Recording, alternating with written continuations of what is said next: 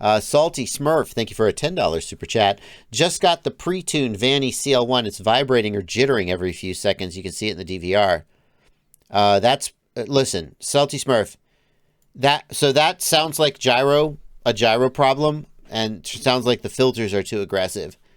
What I don't know what the tune is that's on it, but if I had to fix that problem, I would go into the filters tab and I would move the filter sliders to the left 1 or 2 clicks. But here's the thing, Salty Smurf. You paid through the nose for that pre-tuned Vanny 2021 whatever.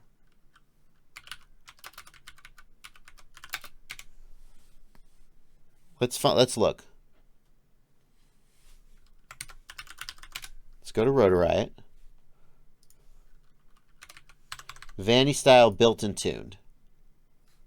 All right. That's actually pretty fair. Is that Fat Shark?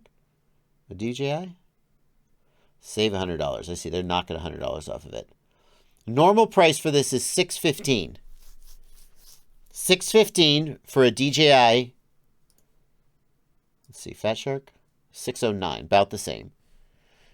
Analog, $562. Here's the thing. If you pay this much, that's a fair markup, but you better get a quad that flies good out of the box.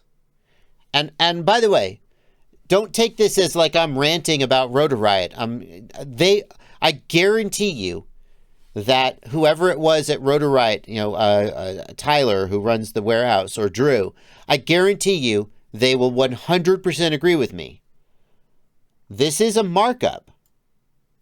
$562 for an analog quad with a $100 discount now, but normal price $562.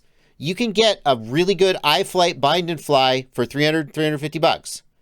So why did you pay $562? Oh, okay, only $462. Why did you pay that extra money? You paid for it to be excellently built by the beautiful people down in Orlando, Florida. And you paid for it to fly great out of the box, just like Vanover's quad would. So if you got it and it's twitching and shit, don't take this the wrong way. Don't ask me how to fix it. You can ask me how to fix it. I'm happy to help you. Ask Rotor Riot how to fix it. Now, if you bought it, you crashed it into the ground 15 times, beat the shit out of it, and now it's being weird, that's different. But if it came out of the box, it should fly perfect. That's why you paid the extra money to get the Vanny style, built and tuned. That's where the extra money went. And if you didn't get that, you need to be blowing up their support line. Although at the moment, I think they're back in business after the hurricane, but I'm not 100% sure. Okay? And I guarantee you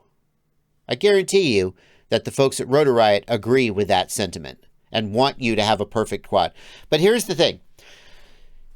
Anytime you do a built and tuned drone, some of the people who get that drone are going to have a bad experience. And here's why.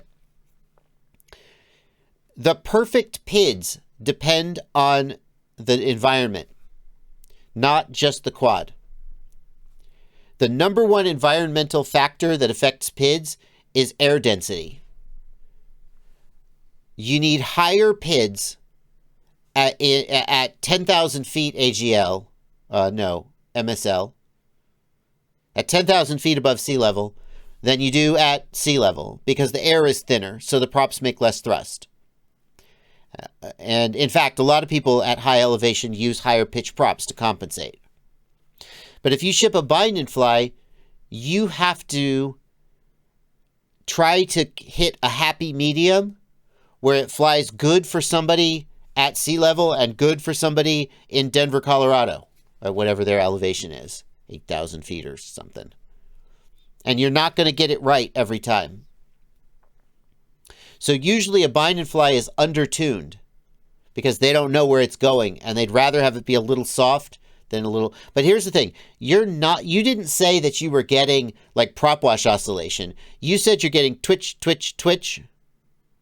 And those twitches feel like, I haven't seen it obviously, it feels like a gyro problem to me, and that's not related to the Pretuned. That's mechanical, electrical, and you should absolutely ask them to fix that for you or to tell you how to fix it. Okay?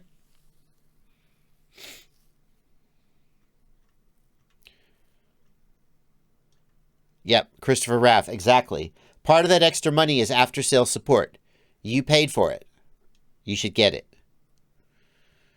And I feel bad because a lot of people in FPV are accustomed to getting no support. They spend their money, and then when their shit doesn't work, they ask me for help. And that's worked out really well for me because a lot of FPV companies have no support. And then I have a profitable Patreon from people who are happy that I helped them. If every company in FPV had amazing customer support, people wouldn't need me as much to help solve their problems and educate them. So thank you, companies, for having terrible customer support and making it possible for me to do what I love full time. But some companies do have good customer support. And I would hope that Rotor Riot's one of them. And if not, then I'll be sad. I'll be disappointed, and I'll make sad faces in the next company meeting. we don't have company meetings. iFlight's another one. Great customer support. There will always be stories of people who are unhappy. There's always somebody out there that you didn't make happy. So, I mean, the fact that there are horror stories out there, I'm sure there's people, I know for a fact there's people who emailed me with a question and then didn't like the way that I responded and went around saying Bardwell's a jerk. So everybody has customers out there who don't feel they did the right thing by them. But in general, I think there's companies that do well, and I want Rotor Riot to be one of them. So